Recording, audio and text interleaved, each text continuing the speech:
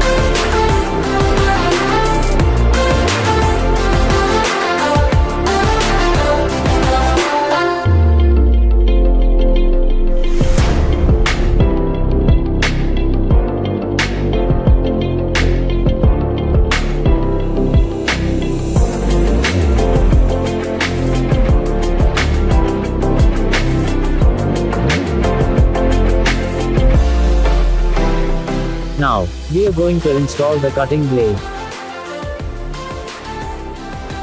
The package includes a 16-inch cutting blade.